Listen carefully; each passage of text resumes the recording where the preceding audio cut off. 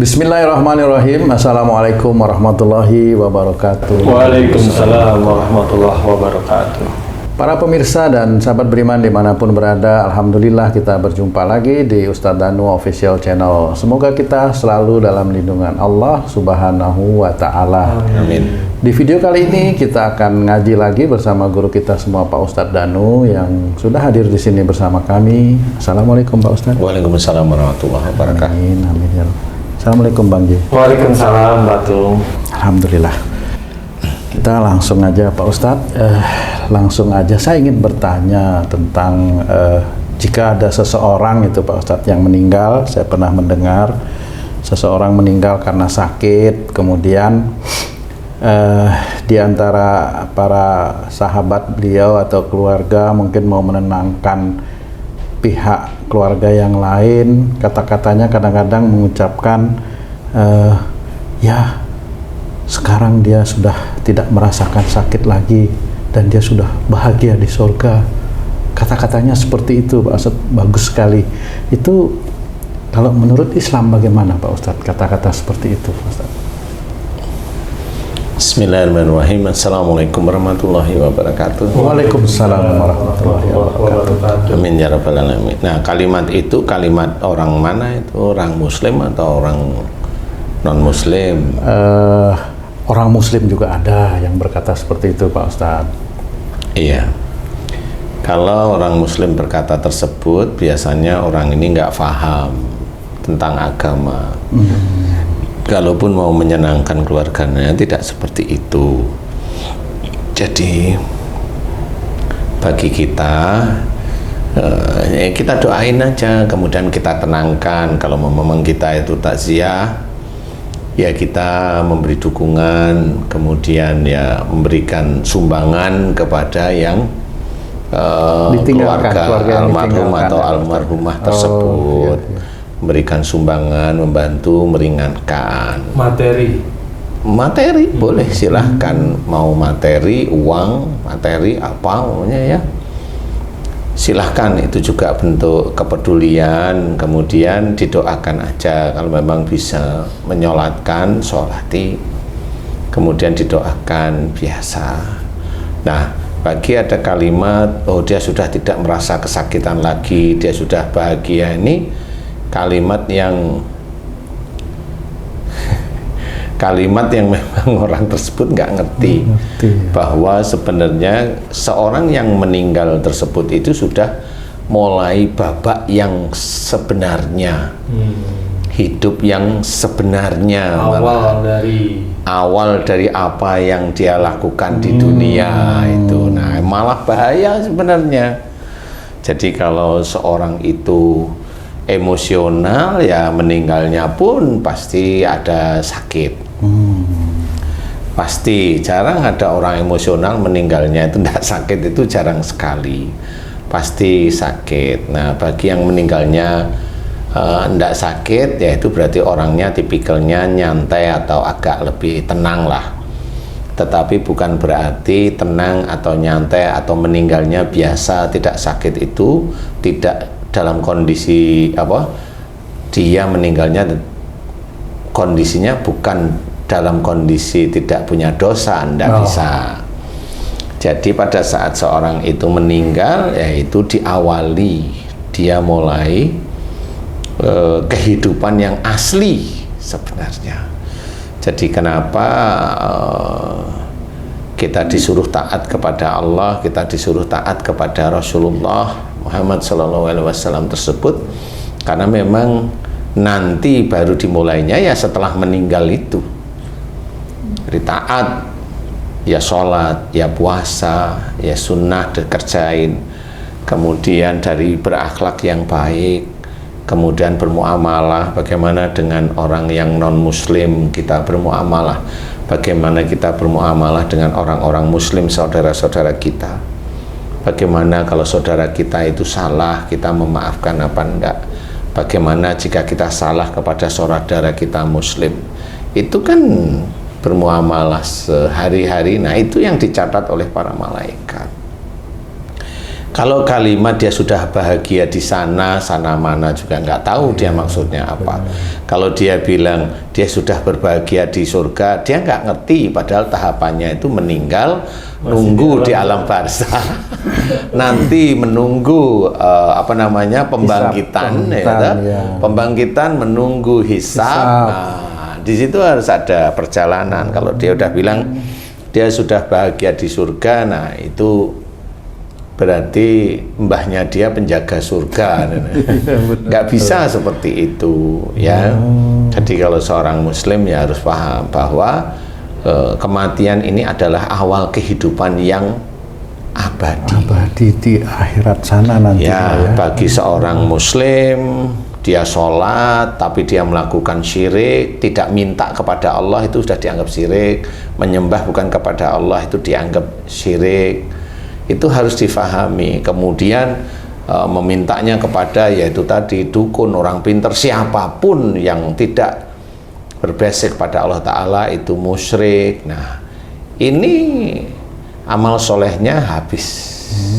Jadi tidak punya amal soleh, sehingga itulah yang nanti orang muslim yang seperti itu akan masuk neraka dengan kekal.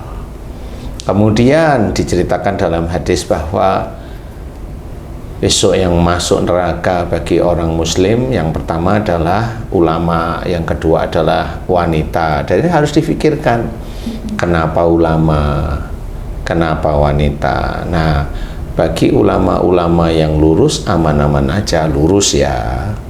Tapi kalau dia lurus kemudian rewelan, ya sama saja. Rewelan ya, kalau menerangkan sesuatu itu benar, pelajarannya lurus.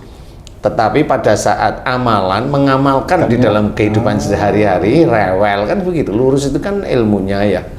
Kalau kehidupan sehari-hari itu kan penerapan, jadi amalnya. Jadi kalau ilmunya lurus tapi amaliyahnya itu belok, ya tetap itu akan menjadi takaran amalnya juga tidak baik. Karena pada saat dia menerangkan ilmu itu lurus, ya itu bagi orang lain bisa menjadi amal solehnya. Tapi kalau yang memberikan ilmu itu sendiri dia tidak mampu mengerjakan, itu tidak akan menjadi amal solehnya. Itu pun ditakar oleh Allah Ta'ala dengan dengan rinci istilahnya. Makanya hati-hati, umpamanya kalau saya diizinkan oleh Allah Ta'ala menjadi imam di keluarga saya. Nah, bagaimana saya memperlakukan keluarga saya, bagaimana saya memperlakukan istri saya, bagaimana saya memperlakukan anak-anak saya, bagaimana kalau saya diizinkan oleh Allah Ta'ala punya pekerjaan, bagaimana saya memperlakukan pekerja-pekerja saya, kan seperti itu. Kalau ada persoalan, nah di situ akan dilihat. Kalau di dalam keluarga ada persoalan, saya dengan istri saya bagaimana menyelesaikannya. Itu kan muamalah yang harus kita kerjakan sehari-hari. Ataukah kita etrek-etrekan, ataukah saya itu menekan istri saya menekan anak saya agar patuh, bukan patuh ya, agar nurut. Tapi penekanan itu memang dilarang oleh Allah Ta'ala. Nah, di situ itu ditulis oleh para malaikat. Yang tidak baik tetap akan tercatat tidak baik. Nah, disitulah sebenarnya orang meninggal itu awal dari dia berjuang untuk keabadian. Nah, tinggal nanti mau masuk mana. Kalau sehari-harinya ngawur dan sebagainya ya nggak bisa dia itu ngomong dia sudah bahagia di surga. Dari mana bahagia dari surga? Bahasa klise itu bahaya itu Pak Ustadz ya. Menyenangkan tapi ternyata tidak memberikan pelajaran yang baik gitu untuk yang mendengar, itu seperti itu ya Pak Ustadz. Kalau saya karena dia di depan kamera aja. Jadi pura-pura dia itu seperti orang yang tahu. Ya pura-pura karena di depan kamera kan akhirnya itu macam-macam aja yang dikerjakan. Kalau memang tidak tahu kan mending diam aja. Nah, disinilah sebenarnya yang harus kita fahami, bahwa untuk menuju akhirat itu perjuangannya mati-matian. Yang kita perjuangkan itu tauhid. Jadi kalau kita iman kepada Allah Ta'ala, benar-benar Allah itu hanya Tuhan kita. Jangan sampai dibelokkan, kita sholat 5 waktu tapi Tuhan yang lain ada uang, Tuhan yang lain ada jabatan, Tuhan yang lain ada sebagai pimpinan, Tuhan yang lain ada sebagai direksi, sebagai komisaris, sebagai macam-macam. Itu Tuhannya itu bisa di situ. Ustadz, kalau Ustadz bilang uang sebagai Tuhan, jabatan sebagai Tuhan, kan nggak mungkin uang disembah-sembah, disembahyang gitu. Jadi maksudnya uang sebagai Tuhan itu apa tuh Ustadz? Jadi umpamanya saya bisa membeli sesuatu agar orang itu nurut sama saya, itu Karena uang. karena uang. Mencari uang, lupa segalanya. Ya sekarang ini politik nih, ya kan? Kita cari apa namanya? Cari masa dengan uang. Dia dalam pikiran nih, saya kasih uang agar mereka gini. Kan gitu. Setelah dia menang, nah dia bukan kepada Allah, dia ingat uangnya yang dikeluarkan. Oh, itu maksudnya. Yaitu menuhankan uang istilahnya. Jadi kayak umpamanya saya memberikan uang kepada istri saya agar istri saya itu nurut terhadap apa yang saya minta. Tanpa permintaan saya itu tanpa ada korelasinya dengan ibadah umpamanya. Nah itu juga sama. Jadi menuhankan uang yang diberikan, akhirnya ngomong, lah kan kamu setiap bulan saya kasih, masa kamu nggak nurut? Nah Tuhannya uang, sudah dia. Kirain nggak punya. Giliran nggak punya, ditinggal sama istrinya, ya betul. Ustaz, kan sering kematian, cukuplah kematian sebagai peringatan untukmu. Ya. Kematian di sini kan macam-macam sebabnya Ustaz. Ada orang meninggal sakit biasa, sakit tua, ada yang meninggal kecelakaan, ada yang meninggal sakit berat. Nah, yang menjadi pelajaran peringatan untuk kita, misalnya kecelakaan nih Ustaz, di mana orang tersebut sehari-hari di dalam bergaul di masyarakat tuh baik Ustadz. Kenapa kok meninggalnya itu nggak baik gitu Ustadz? Bukan nggak baik dalam artian nggak dapat tidur gitu loh misalnya. Kenapa harus mengalami kecelakaan yang menyakitkan gitu Ustadz? Yang selama ini saya amati, yang orang meninggalnya kecelakaan yang saya kenal. Ini yang saya kenal nih ya. Memang orang kelihatannya kalau sama teman-temannya baik sehari-hari, tapi nggak taunya sama orang tuanya melawan. Nah kita itu tidak tahu bahwa dia itu dengan orang tuanya melawan atau dengan mertuanya selalu melawan. Kalau diberi nasihat itu selalu bertentangan atau memang melawan. Dan ini kalau memang Allah nanti melihat imannya bagaimana, kemudian orang ini sudah tidak amanah, ya nanti Allah memberikan peringatan melalui kematian agar orang di sekitarnya itu berpikir sebenarnya. Jadi umpamanya ada orang yang meninggalnya sepeda motor atau mobil tabrakan. Kayak domba, adu domba gitu ya. Adu domba. Nah, seperti itu berarti dia orangnya berani melawan. Ada orang yang meninggalnya diseruduk meninggal. Nah, orang ini biasanya yang meninggal karena diseruduk, yang selalu saya amati itu adalah orang itu kalau disuruh sama orang tuanya malas, tapi melawan. Jadi udah malas tapi melawan gitu. Macam-macam. Jadi istilahnya itu banyak cara meninggalnya. Sakit, rata-rata kalau sakit itu emosi. Apa saja sakit rata-rata di emosi. Makanya harus hati-hati dalam mengamati, karena kalau momennya loh apakah emosi itu menjadikan sakit, kata siapa? Jangan kata siapa. Punya dalil enggak untuk menerangkan bahwa dari emosi itulah sebenarnya seseorang oleh Allah Ta'ala diberikan musibah dalam bentuk sakit. Sakit itu ya tergantung tubuhnya manusia itu sendiri. Kalau umpamanya sakitnya lewat mulut, ya dia dari bicara. Sakitnya di telinga berarti cara mendengar. Sakitnya di mata, cara melihat. Sakitnya di otak, cara berpikir.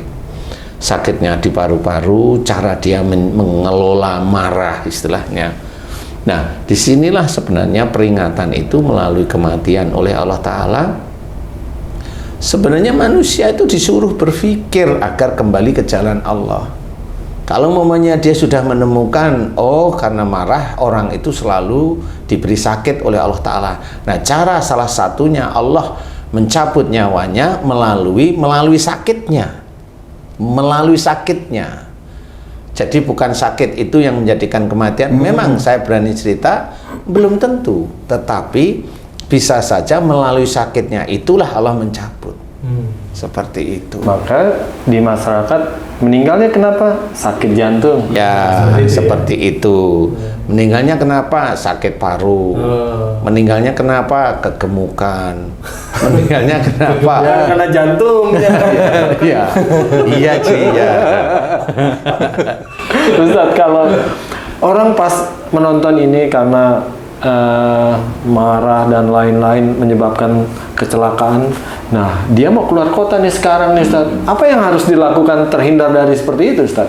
Sebenarnya Allah itu kan Maha Pelindung. Melindungi. Ya, Maha melindungi hamba-hambanya yang beriman. Cuma imannya itu kan beda-beda hamba yang satu dengan yang lain. Nah, bagi orang yang memang dia sholat tetapi melawan sama orang tua, bisa kok tabrakan? Orangnya tidak sholat tapi dia tidak melawan orang tua, insya Allah nggak tabrakan, bisa. Jadi sebagai parameternya apa Ustaz? Memang parameternya adalah sholatlah dan jangan melawan orang tua. Itu lengkap itu Ustaz. harus lengkap. Kemudian dia nggak boleh juga, oh aman, saya jago nyetir. Nggak boleh juga, itu sombong. Karena yang berhak menyelamatkan bukan jago nyetirnya dia. Nah, tabrakan beneran nanti di titik itu. Bisa Allah marah diuji dia. Iya, seperti itu. Nggak boleh seperti itu. Jadi kalau memang jago nyetir, ya sudah, nggak perlu kita munculkan. Ya, memang kita dititipi oleh Allah Ta'ala jago nyetir, seperti itu. Jadi tidak boleh kita itu melakukan hal-hal sombong yang Allah tidak suka. Nah, kalau memang dalam perjalanan mau perjalanan luar kota, tinggal apa? Lakukan apa yang dilakukan oleh Rasulullah, ya. Dijaga imannya dengan istiqomah. Kalau mau berangkat keluar kota, ya sudah, sholat aja 2 rakaat untuk berangkat. Kan itu cara-cara Rasul. Sholat berangkat, sholat sebelum berangkat, sholat 2 rakaat, berangkat sampai tempat tujuan, sholat 2 rakaat. Itu yang diajarkan oleh Rasul. Kalau memang gitu kita lakukan semata-mata karena Allah Ta'ala, ya insya Allah Allah akan melindungi kita terus. Melindungi, kita akan dilindungi. Dilihat juga sehari-hari kita bagaimana, manfaat apa tidak kehidupan kita dengan keluarganya bagaimana. Jadi para malaikat itu akan rinci. Jadi seseorang itu, kita itu mau dibagaimanakan oleh Allah Ta'ala itu dilihat dari kehidupan sehari-hari. Sangat rinci istilahnya. Sehingga nanti kalau oh ini dia tabah, oh dia kalau difitnah dia tidak marah, kemudian dia ini Allah, oh ini sudahlah bonusnya, pamannya rezekinya ditambah oleh Allah Ta'ala. Seperti itu. Oh dia ini biasa-biasa ibadahnya, kemudian dia juga kalau nggak cocok marah ini. Tapi coba aja, orang ini kalau diberi oleh Allah Ta'ala ditambahkan rezeki karena istighfar, bagaimana? Itu hak Allah. Mengujinya ya. Menguji seperti orang tersebut. Nah akhirnya nggak taunya memang benar. Orang yang imannya biasa pada saat dia itu diberi oleh rezeki oleh Allah Ta'ala, baru dia ngomong, nah ini dari tahajud saya, Allahnya nggak ada sama sekali. Atau ngomong juga ada, nah ini Allah memberi rezeki pada saya karena tahajud saya, sama aja itu. Itu namanya sombong. Ya itu cara Allah itu ngetes hamba-hambanya. Oke Ustaz, ini maksud saya bertanya kan untuk menjadi pelajaran buat saya dan hikmahnya apa gitu tentang kematian. Kalau tadi kecelakaan, kalau dia sakitnya kanker paru, itu apa tuh Ustaz? Ya kalau kanker paru itu kan sebenarnya dada itu kan kalau orang marah itu kan biasanya di sini itu kan bergemuruh ya. Jadi kalau hubungannya dengan paru berarti marah yang disimpan aja. Paru sama jantung beda berarti ya.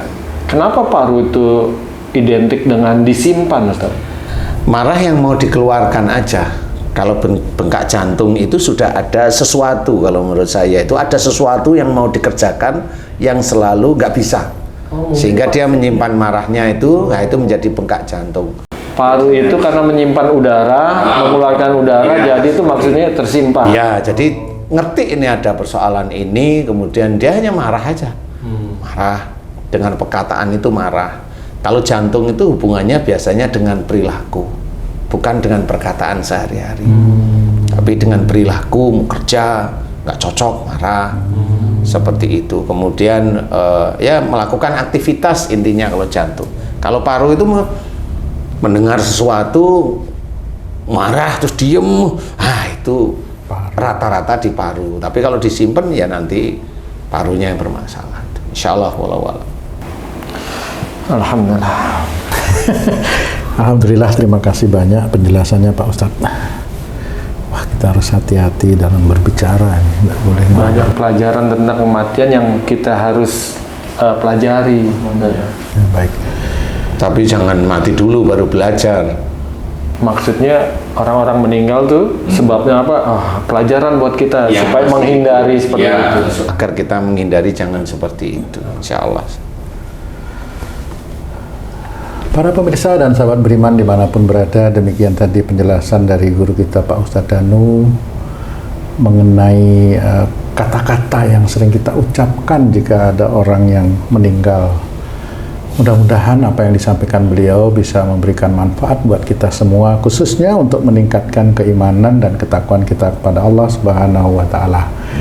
Saya Tung undur diri, kita jumpa lagi di video kami yang lain. Apabila ada kata-kata kami yang kurang berkenan, kami mohon maaf. Wassalamualaikum warahmatullahi wabarakatuh. Waalaikumsalam warahmatullahi wabarakatuh.